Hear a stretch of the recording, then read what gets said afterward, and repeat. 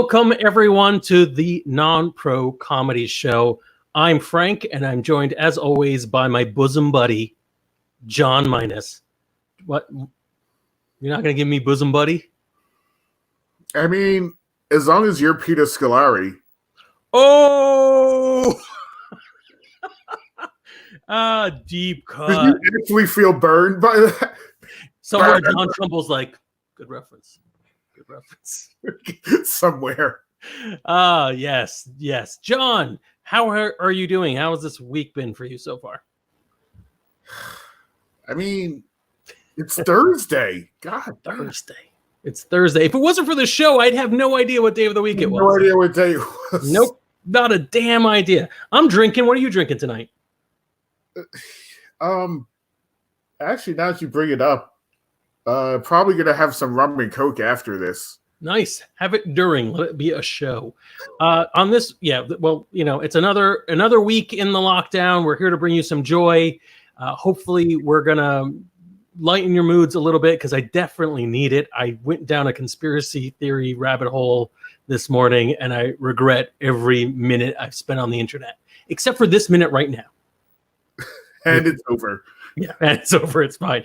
John, we have a special guest this week. Can you please bring her up? Our guest this week she's actor, comedian, writer, lovely person, super fit. Super fit.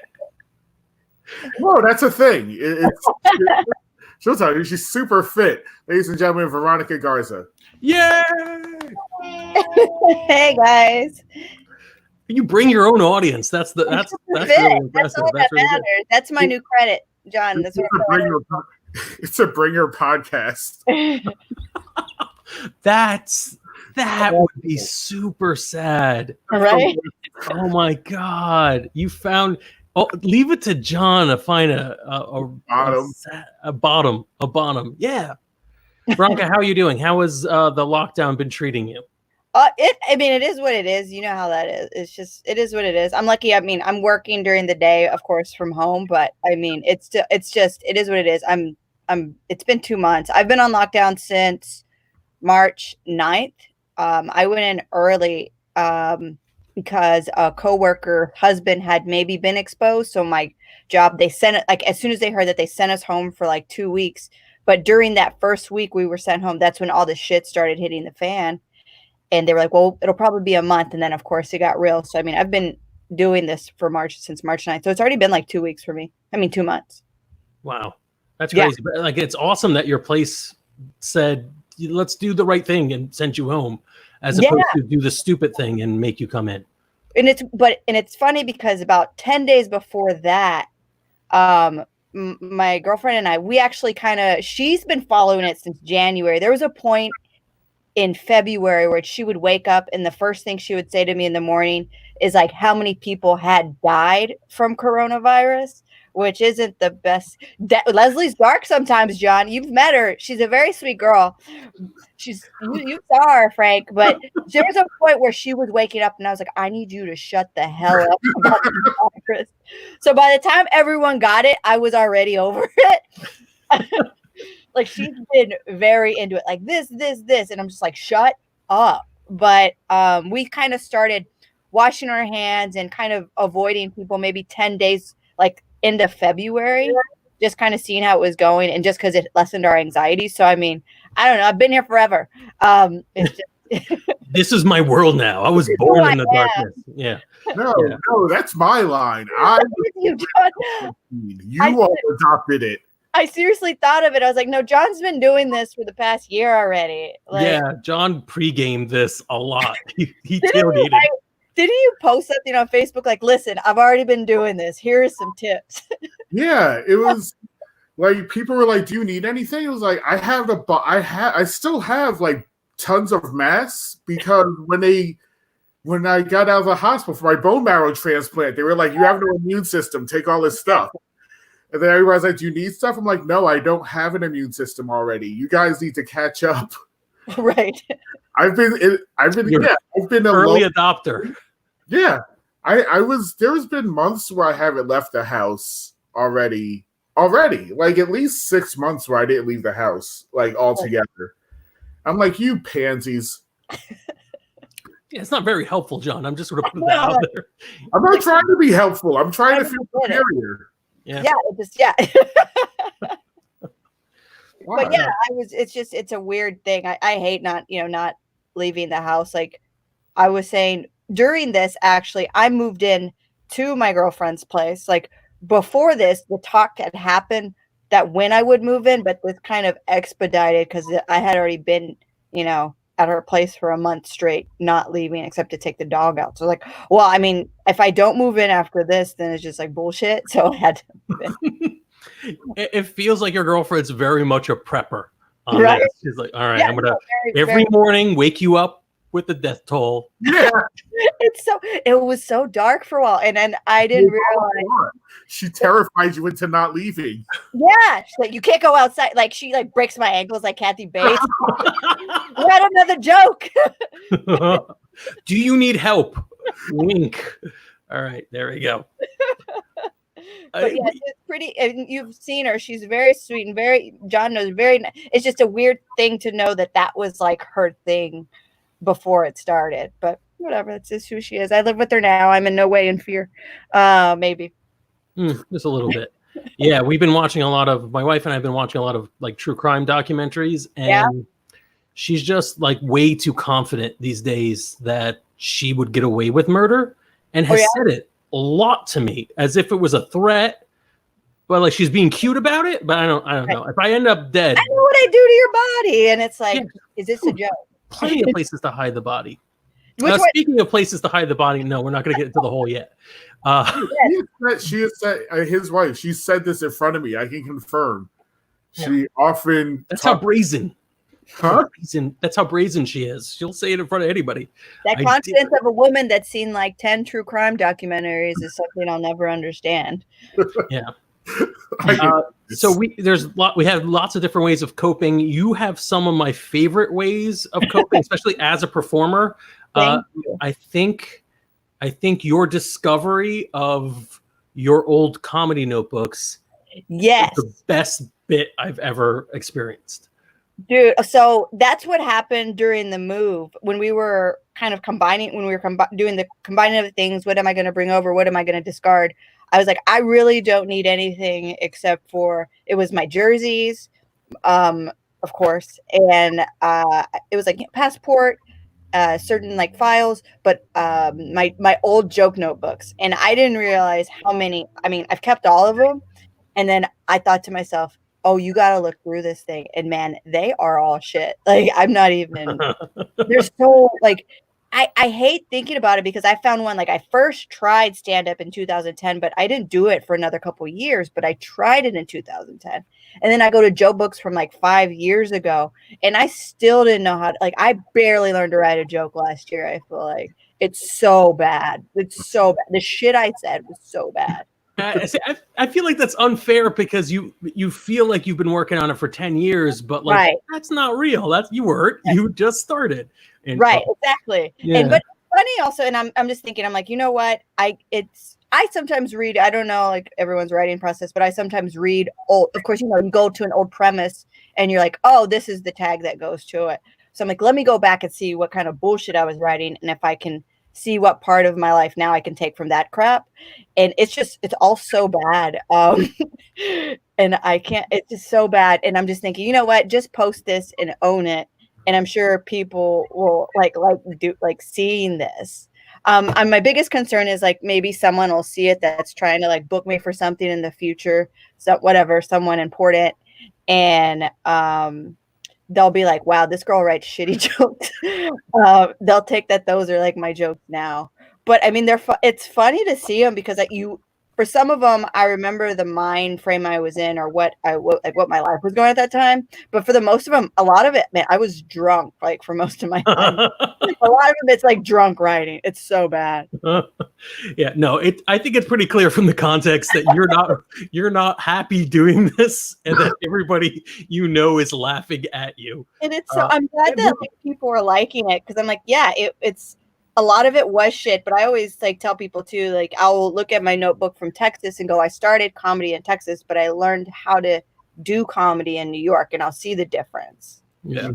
But yeah, there's some growth, but yeah, there's people that have done a lot more in a lot less time than me, and I see why with these notebooks. Do you think there's a difference between comedy like out in the Midwest and Texas and New York?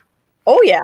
I'm not saying that people are smarter. I think in New York City, since it is faster here and people are more aware of stuff, which that's great. They're smarter. So I'll notice I've done shows. I did a show in Texas in December, January, and the comic that went up before me, he told like it was a homophobic joke, a racist something. He was saying something racist, and everything he said was so stupid, but they loved it.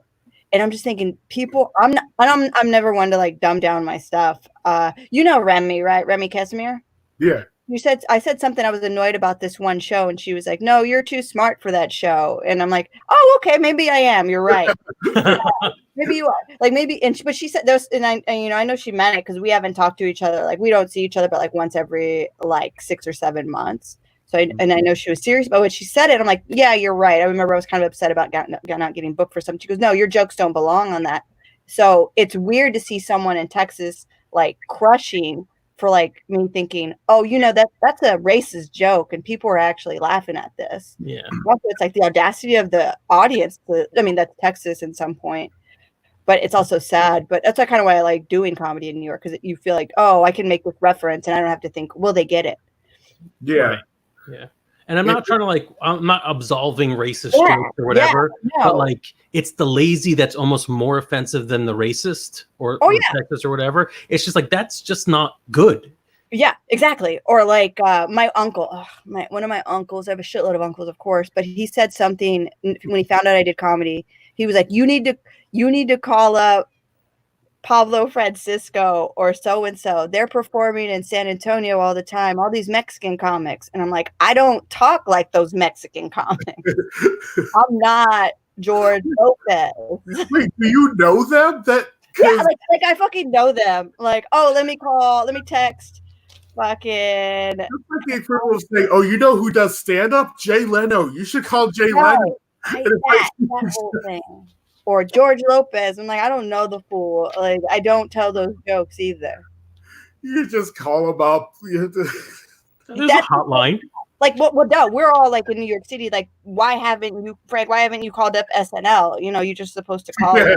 And they put you on that shit. You know what I just found out? SNL's in New York too. Just go there. Let me text Lauren. It's like that they expect, I guess, a certain type of comic because they hold those stereotypes there. But I mean, it's fun. It's gotten better. I mean, I still perform when I go back. Yeah. Like when I went on, this is actually before I went on, but yeah, we and my friends, we went on tour all through the South, and we didn't get one like really racist town. I mean, audience. Was that with you and Mike? Sorry, with you, Mike. Yeah, on tour. Yeah. Okay. Yeah. Sorry. And you get and it was fun. And you can go places in the South where it's like people are more progressive and stuff. Mm-hmm. There's towns. You kind of have to like hopscotch, but like there's towns. I was in Raleigh once. You need what is that? The Green Book? You need a Green Book for comics. The comedy Green Book, yeah, definitely. But I did like a UNC Duke joke, and that like got him because like you, like I'm into sports enough to know a little about every place in the country. Right, exactly. That's what helped. Icebreaker. Yeah. No, I did a tour with Calvin last year, and we did some shows in the South, and it was funny because it was all a queer lineup, but everyone that came up to us after the shows would be like, we needed this. This was great. And like they were packed and they loved it. And the only place, did y'all do Baltimore at all? Because Baltimore hated us. They hated. I think we skipped Baltimore because we didn't have that many. We do DC a lot. We did DC. It was great. And we've done Philly a lot, but not Baltimore. Yeah. And it was funny to go, oh, okay, that's who hates us. But I feel like they hated life in general. Like, so I'm like, okay, it's not my fault. It was a bit of a mess there. It's weird. Like some places, but some places are just miserable. Like Philly is miserable, but like they actually they have the Eagles. That's why I'll say it. Sorry. Yeah, they're just. No, are you miserable and you need a release, or are you miserable and that's why you came here to be with other miserable people? I think that may be the difference. I think that's why people move to Philadelphia, to be around other miserable people. Yeah, but it's funny what you were saying about like some jokes, because do you know Three Angry Debras? Like it was a comedy show. It was like a stand-up show, and they have a show on Adult Swim now. Oh no! And one of the girls, Mitra Johari, I watched her stand-up, and it was familiar.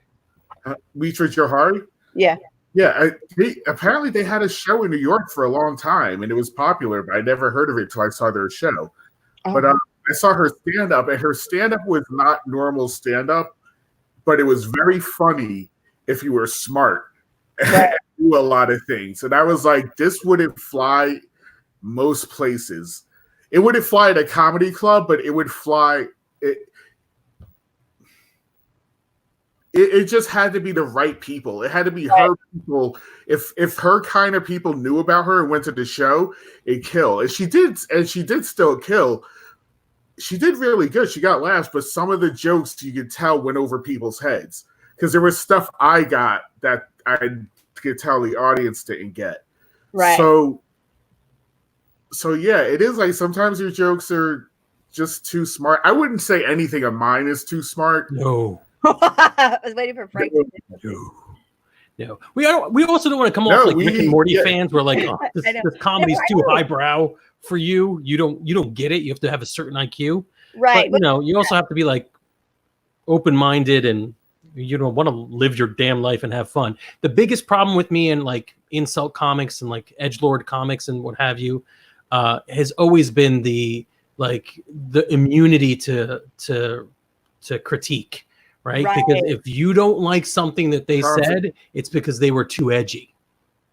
Right. And you're offended. I'm like, no, it just wasn't funny. It just wasn't funny. And you didn't put any effort in. You just picked the stereotype and went with it or whatever. And well, speaking of stereotypes and going with it, if you have a journal ready, I want to see it. I would love to read a passage. While we're waiting, I have one right here. Sorry, James, to confuse you. John, does this look familiar at a distance? I can show you. Yeah, no, that's you left one of your notebooks at my place maybe 1,000 years ago, whenever the hell this started. This was probably around the time of McMillions. Oh, wow. Remember McMillions?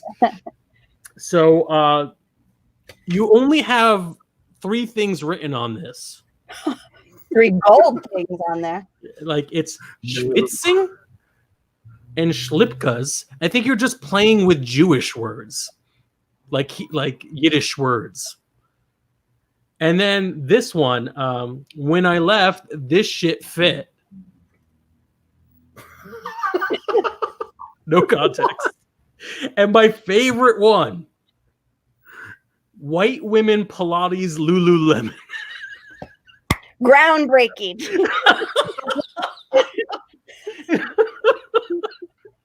Look, I say the things everybody else is too afraid to say.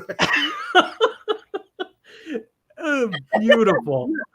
And then also the last line on this page is Harlem Comedy Festival Associate Director. So, the fact that you went from you wrote that one line, it was like, I gotta reach out. Co-sign me.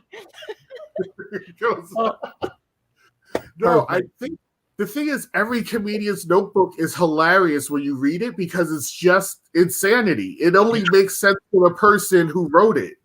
To anybody else, it's pure psychosis. Right? No, it hasn't. All right, I want to read it. I want to hear some of Veronica's stuff.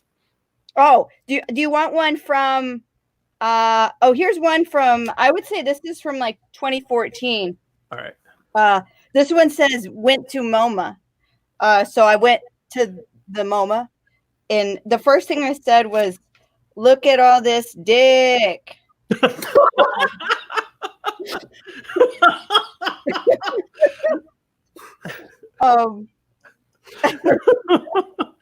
Can't touch sheets in French Renaissance and yell Versace, Versace, Versace, Versace. What? I have a third part to that, but I still can't crip walk. Okay, well, I never finished that bit. Wow. I mean, it's so relatable. Oh my gosh, I just turned to a part that said, "Do you know when you want to die?" So, like, half the time you don't know if these are comedy journals or just cries for help. Oh, do you know what you need to do? Wow, I don't even remember this, obviously. Oh God, yeah. Like I look at a lot of my old stuff, and it's like some of it's just like out of date. Yeah. Where it's just like the zeitgeist has passed on, so it doesn't make sense anymore. Right. But like, oh God, They're all Making a Murderer references. The Stairwell. Various popular Netflix shows at the time. Oh, mine says, Veronica, much love always. You're our champion. Love the Astoria gays.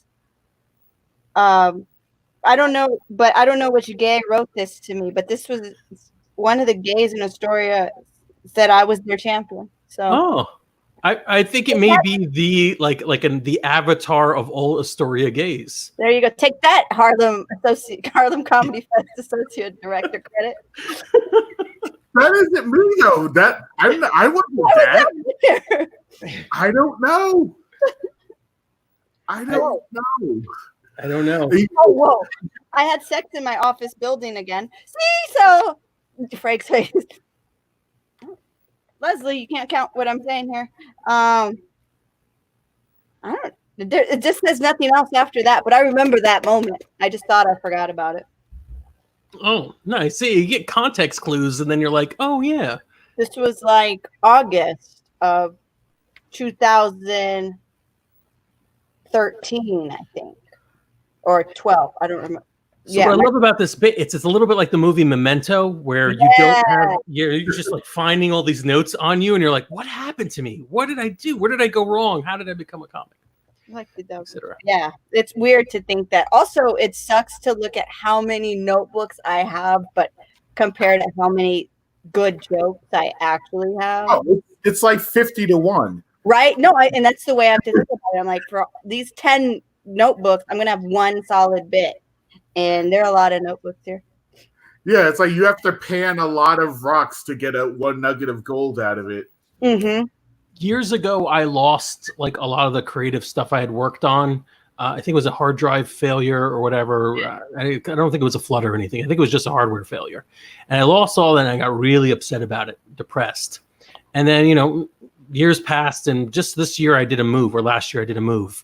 And I found a bunch of material around the same period, just it was hard copies. And I'm like, oh, this is great. I got access to all these wonderful things. And it was garbage. Such garbage.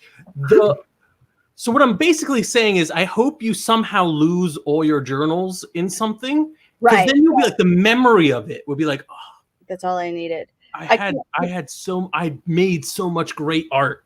But can I share this with you real quick? Yeah.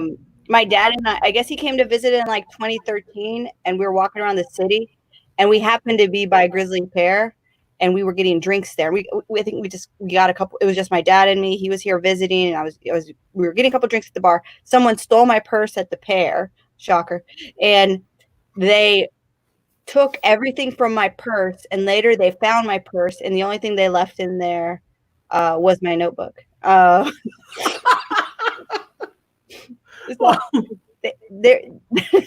We don't need this shit. It turns out they filed a police report. They're like, this is wrong.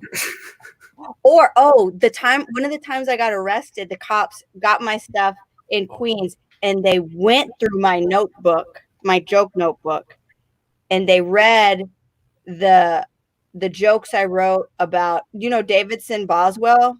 I was supposed to do one of he's from the South. He's been here a couple years.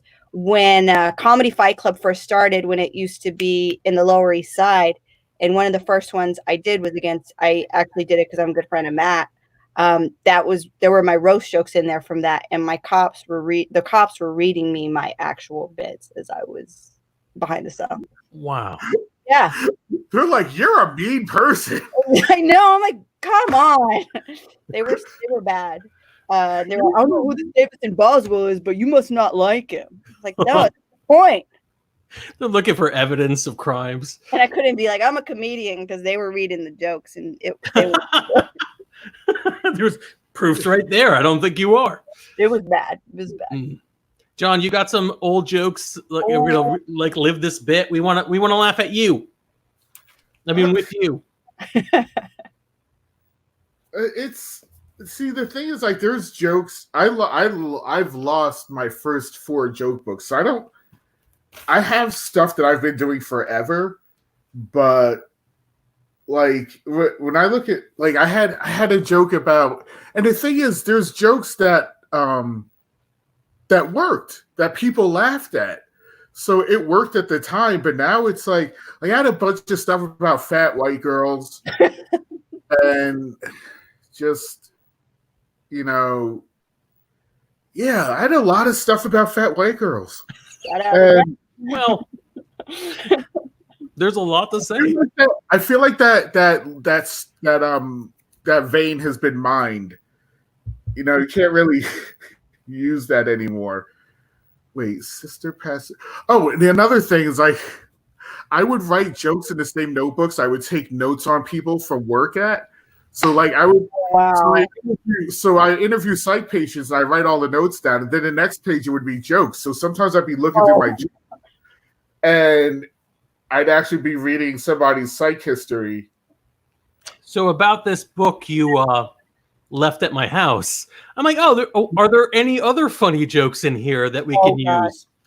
And as I'm reading, I'm like, this is a very morose setup, and it's not going anywhere. So in the interest of not getting you fired in the future, John, I'm going to assume your handwriting is, by the way, impossible to read. So HIPAA has been preserved. Yeah. But like, I'm going to assume this was your own, like, notes to your own doctor. I don't care if that's true or not. We're going to say that officially on this broadcast. It's about you, not about a patient you were working for. But as I'm reading this, I'm like, what the hell? And there's no identifiable information. I'm like, this is the world's worst joke. Wow. Which could be a John Minas joke, let's be honest. Like, I had the thing that like, I when I started, a lot of my stuff was about being a suburban black guy, and there's so many now. Yeah. It's not new anything. It's not new anymore. There's tons of us now. But it still speaks to people like me, but it's just like, it's not as novel as before. So I can't. The setup has to change, because I remember your original jokes. They were very much like, you may be shocked by this voice or what have you.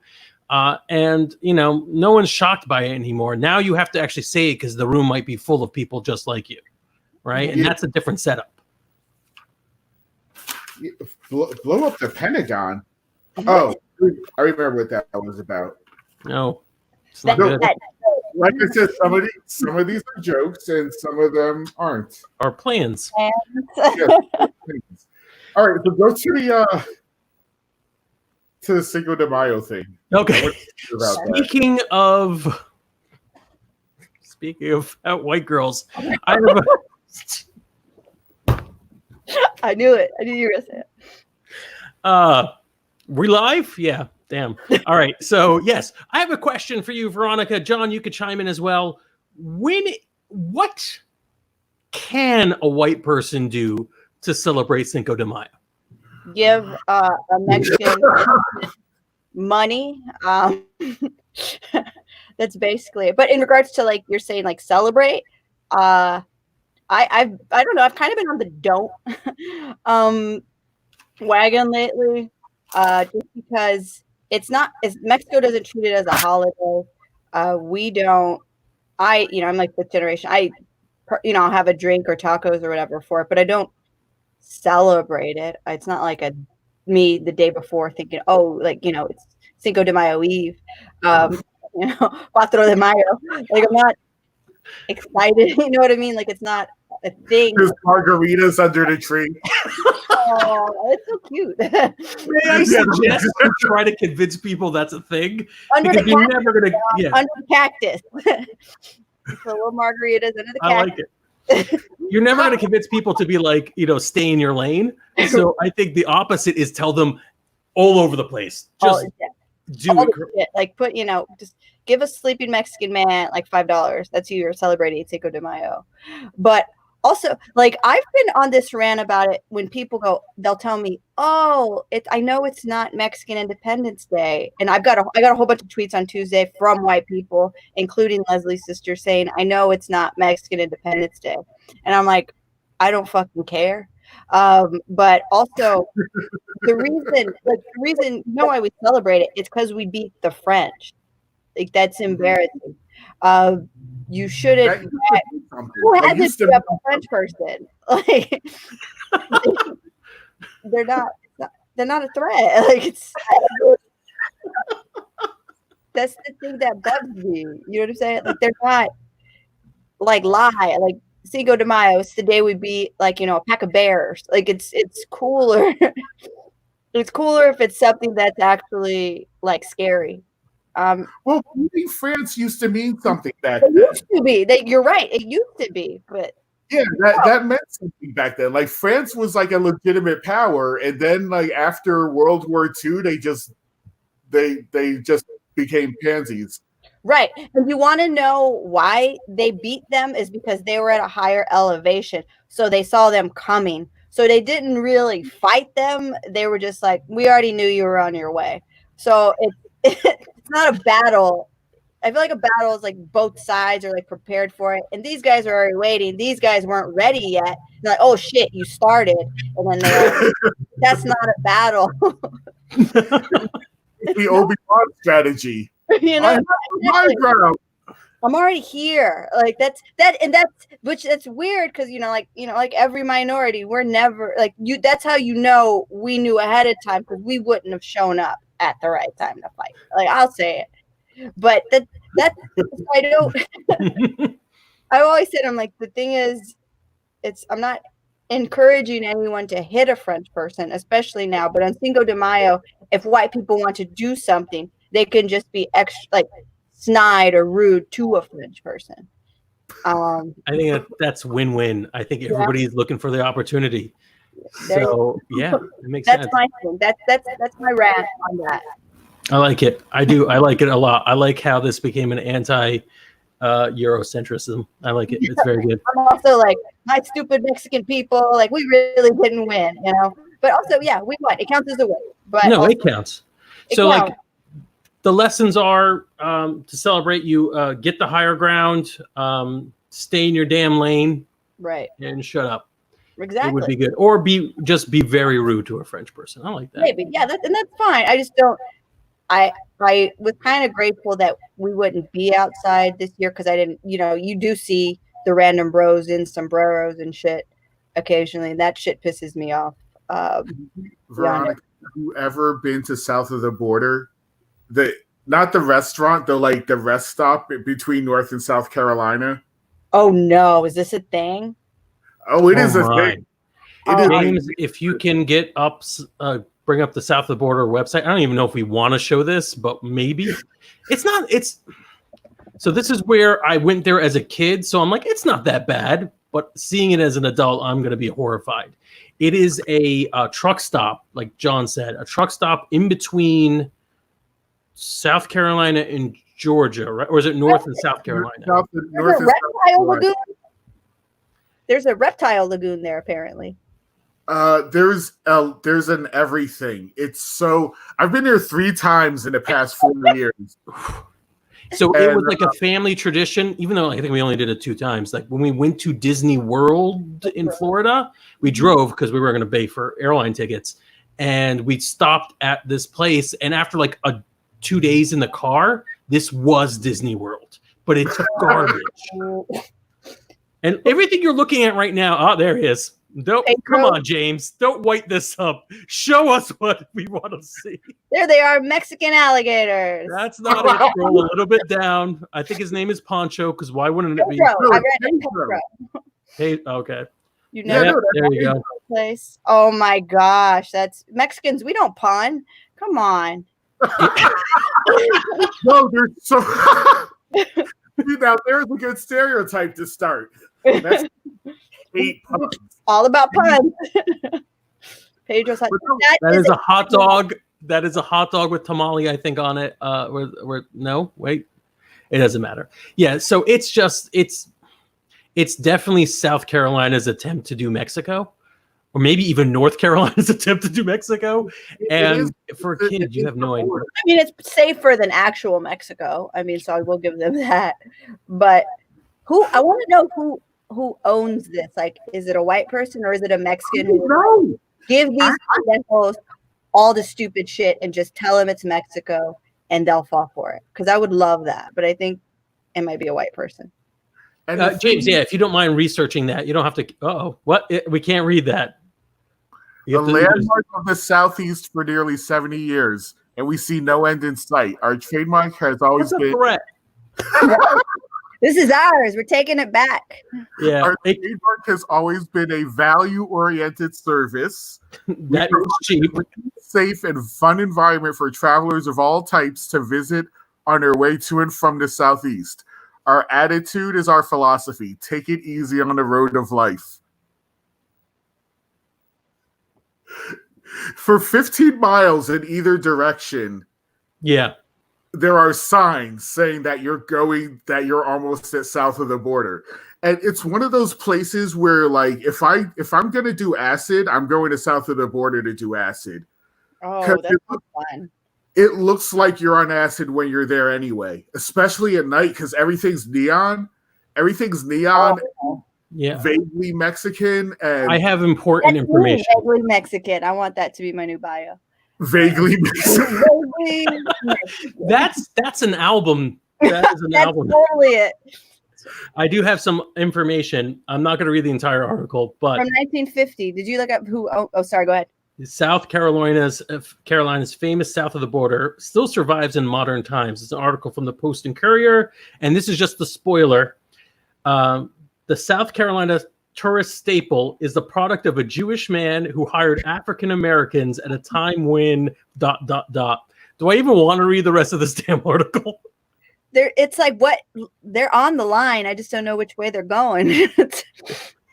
John is down for the count. I know. First of all, can we take down south of the border now? I feel like this is insulting that we brought it up in the first place. I was like, screenshot me like that. I love being right by it. That's the album cover. God, this is embarrassing. Mike Brown had summed it up perfectly in one of his jokes. It's like you're there and you're like, is this okay? That's exactly it. Been there for so long, you think like, I guess people are okay with this, but it doesn't feel right. It doesn't feel right, but it's just there, and everybody's acting like it's okay. Yeah, so, like, you said you've been there 3 times? Yeah, because like I said, I've been driving north and south a lot the past like 5 years, and for comedy and to see friends. So I pass by it a lot, and you have to stop because it's like a racist Narnia. Like you don't know when it's going to be there again. Did you have the food there? I had regular, like I usually am there like after normal business hours. So like they just have like regular. I've had like cheeseburgers and fries. Like I didn't have any of the special Mexican fare. Oh, okay. The Mexican fare. So apparently the end of that sentence, so that we're all better off. It was a product of a Jewish man who hired African Americans at a time when that was unpopular in the region. So I'm sure, and I think this is what John's describing, and this is like just living as a minority in America. Is like you're so hungry for any kind of representation. Anything that isn't outright hostile is like, well, this is okay, right? Yes. This isn't bad. It's like he's not trying to. Yeah, I have to think of like what much racism like I can tolerate. It's like radiation. It's like this is a tolerable background level of racism for me. It'll make you stronger. If you can survive this, you're going to be okay. I grew up loving fake Arab accents. I'm like, oh, this is fine as long as like the person isn't blowing anybody up. I'm okay with it. Take it away, Pauly Shore in the Army Now.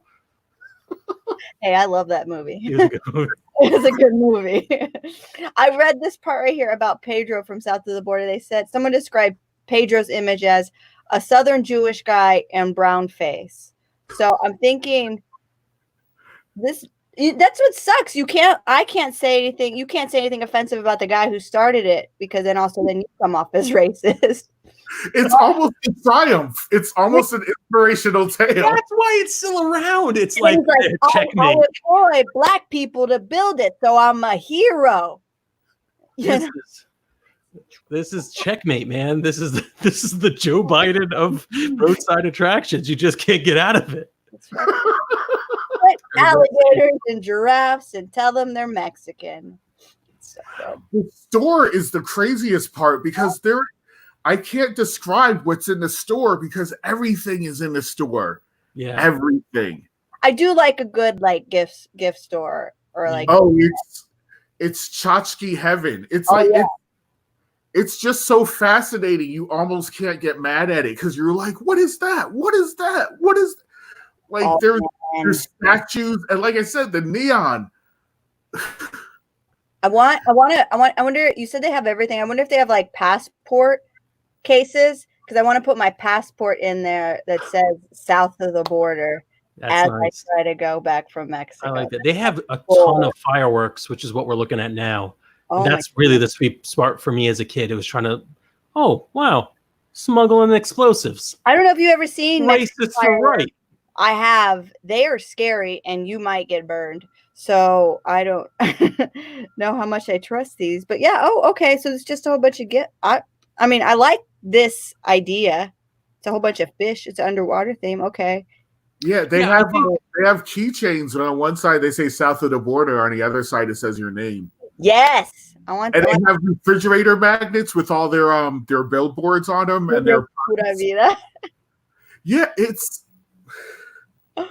ridiculous. Why did they have motorbikes? They didn't have motorbikes when I was. It's so silly. I am always fascinated by how this show gets derailed. It's amazing. All right, we're now sponsored by South of the Border. I think for things like this, it's a lot like I get where people are like really excited. I can't watch any more of the South of the Border website, please. Stop this.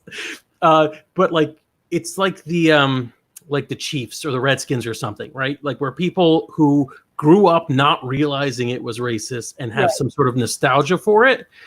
In my opinion, like if you really are so attached to it, maybe the solution is to like sell it off to the person who's being offended, right? Like if a Native American tribe takes over the Redskins, I'm like, you can call it whatever the hell you want.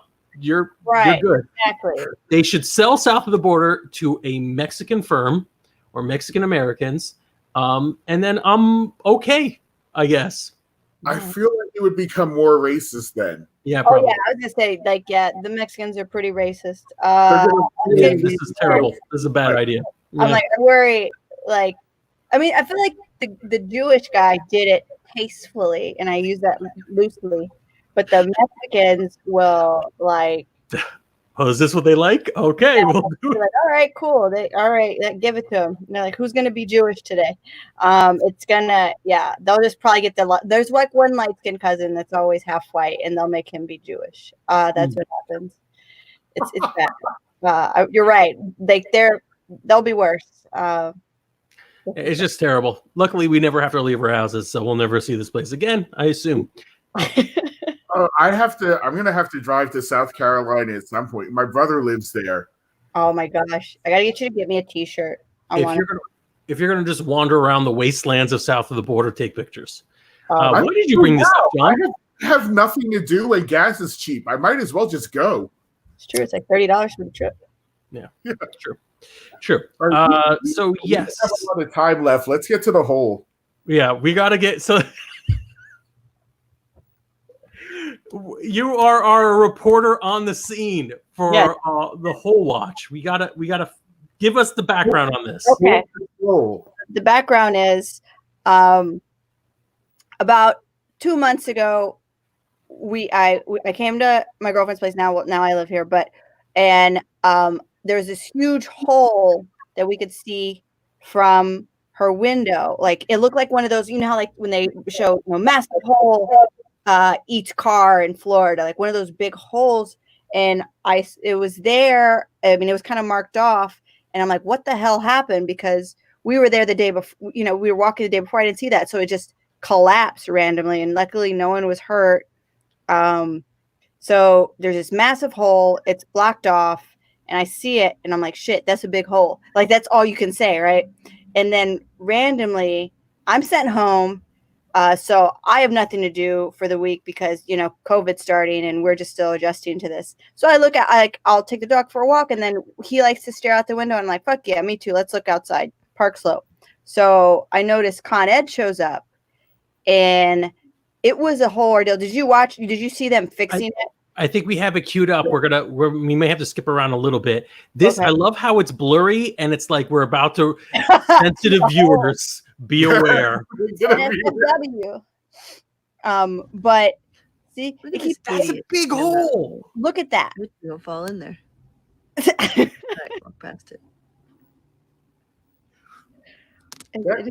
So eventually Con Ed shows up, and it's funny when Con Ed shows up because they had like 3 trucks. They had a whole 45 minutes an hour. They were just talking about what to do.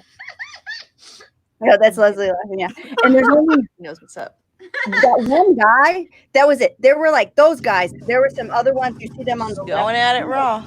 A whole team. Going at it raw. A whole team of dudes were trying to fix this. He was only packing it in. Yeah, packing it in. I think we have too much audio from the video on this one. We're not. Yeah, I was very into it. I was like, this is that cool. There you go. But do not dare report. Although there is a lot of hole packing. Right, there is. And so, but they did it. And then, do you remember Josh Alba at all? Yeah. He worked for Con Ed and he was telling me that's a temporary patch. They're gonna come back and fix that hole now, guys. Really? Because breaking the done. I don't know which one it would be. See, and that's and so Colin started getting into the whole patrol. He likes it when I go out there and like look at it. But anyway, first of all, it's got great alliteration. I just want to put that out. Whole patrol. And so eventually, you'll notice with some wear and tear, it starts getting kind of unlevel. And then people start fucking with the cones. Update 1, 2, 3, 4, 5 cones are now there. 5 cones. It's what the saying. 5 cones and it's a party. Yeah. So Colin and I are on hole patrol, and check this out. Only 4 cones. What happened to the 5th cone? If anyone has any tips, please DM me. Tips. Cone down. Cone down. Come down.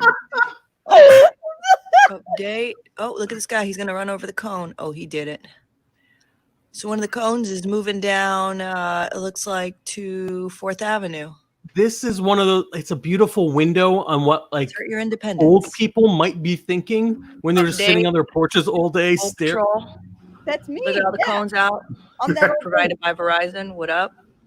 They don't think they're fixing the hole. Well, obviously, they're not fixing the hole, but they're trying. That's probably what made it sink. What? The Verizon truck, because it's like sitting on it. Yeah. And so it got, it started getting there. It started shrinking in on one of the one on the right side. There was that divot right there. And then there's one on the left side too that starts. And it just keeps getting, it's worse. And now I think, do they even have one cone out there, Leslie? There's a whole cone stuck in the hole. Yeah, there's a cone stuck in the hole now. But look, it is sinking with my fucking riveting. Cone has become part of the hole. Yeah, 4. See, look how deep. Oh yeah, get it wet edition.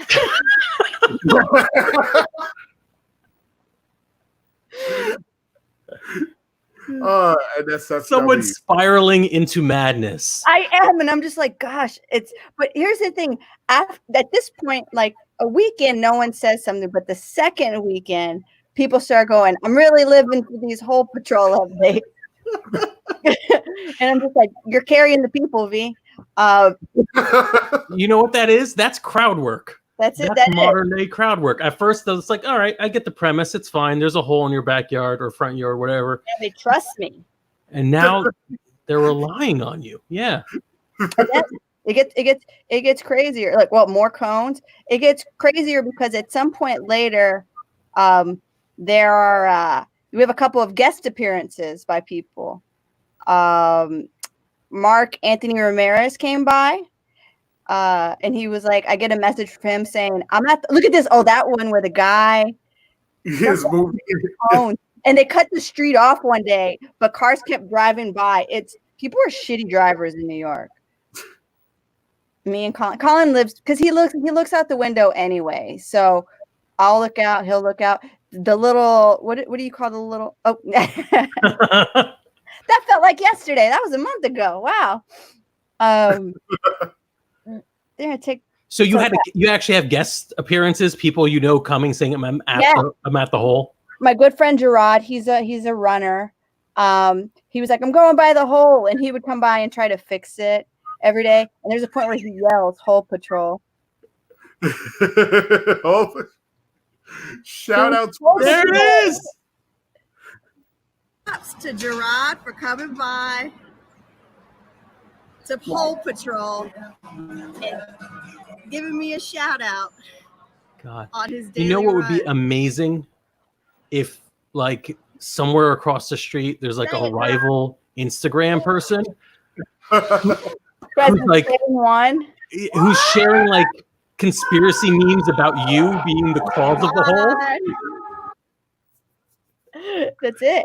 See, Mark Ramirez came by. He was just over there. I caught him when he wasn't by it. Melissa Rocha comes by eventually. I get a text from her randomly saying, "Hey, I'm by the hole." It's a landmark now.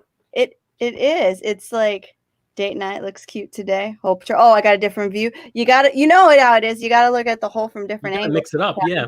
You got to, upside down. This guy.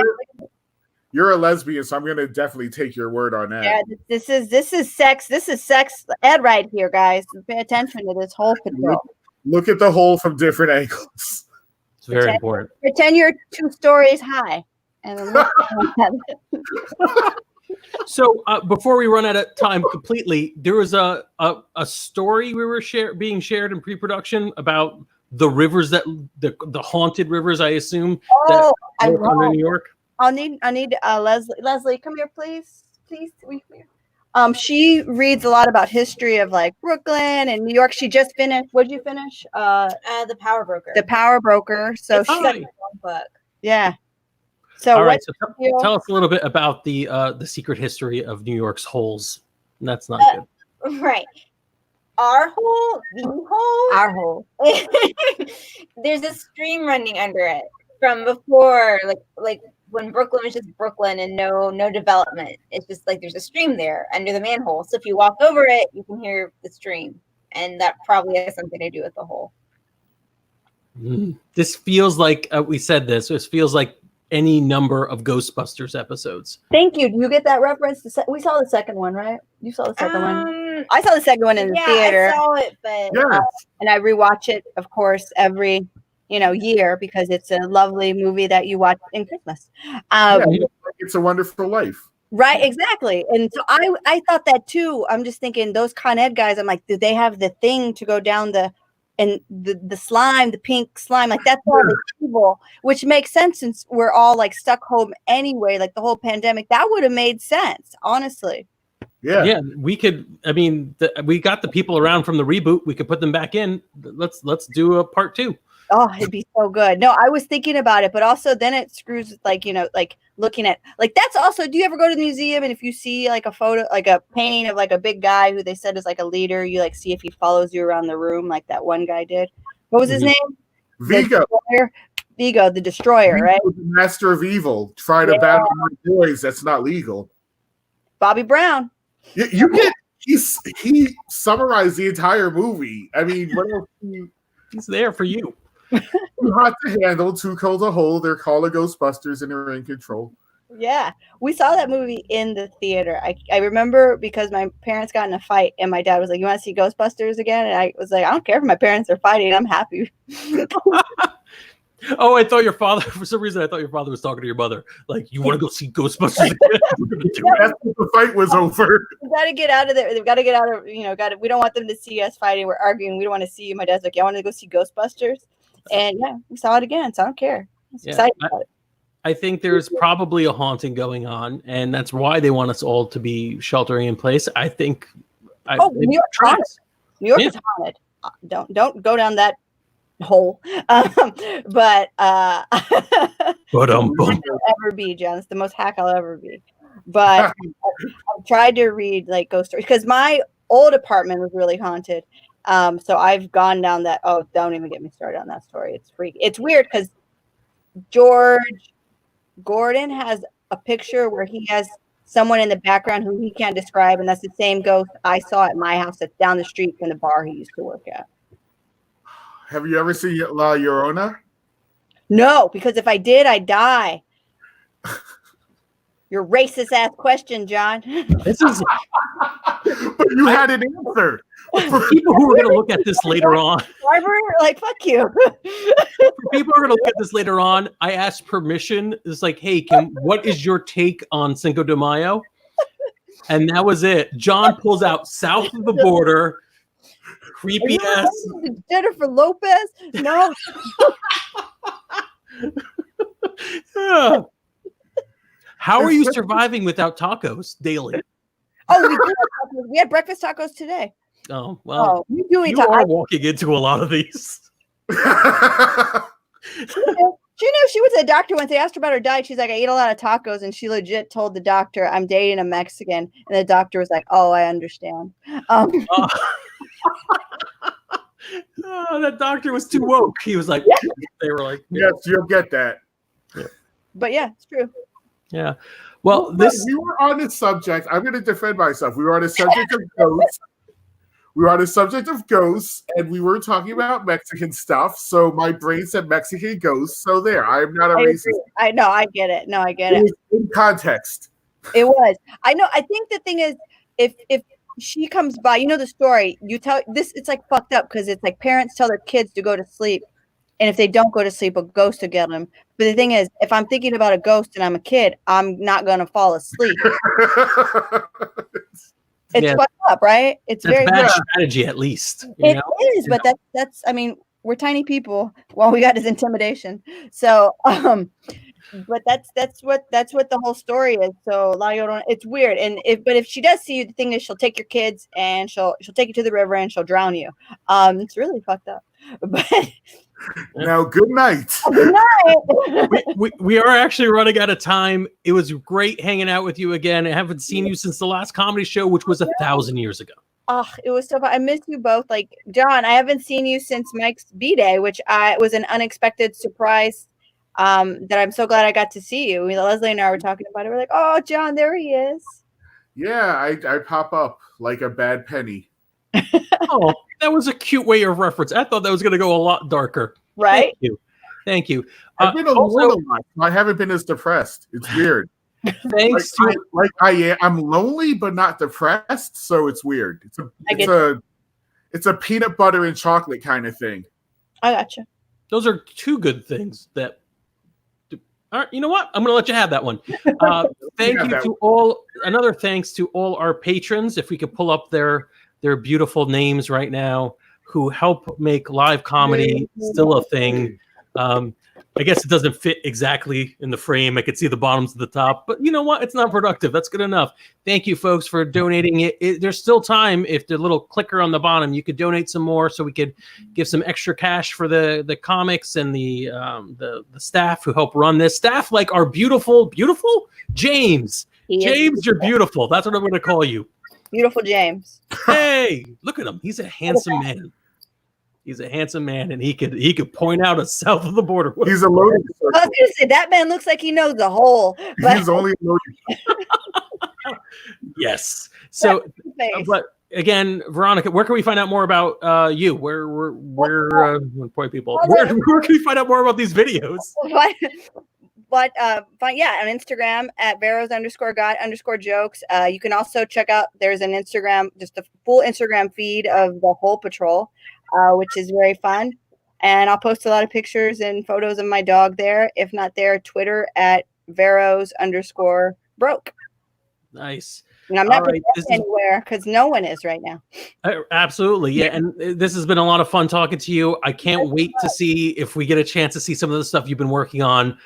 We talked a lot about the past, but this is a good opportunity. You've been using it to write. Right. You're a hilarious comic. We can't wait to see more from you when this is all over. Or in case, everything becomes virtual and we just do like videos, like just face to face like this, FaceTime videos. That's all cinema in the future. Thank you guys so much for having me. This was so fun. Yay. No, thank you. And thank Leslie. Thank you, Leslie. I love that Leslie was creeping out of frame as the story went on. She was like, all right, they're doing Ghostbusters. We all know that feeling. All right, thanks everyone. Good night and donate if you can. Thank you.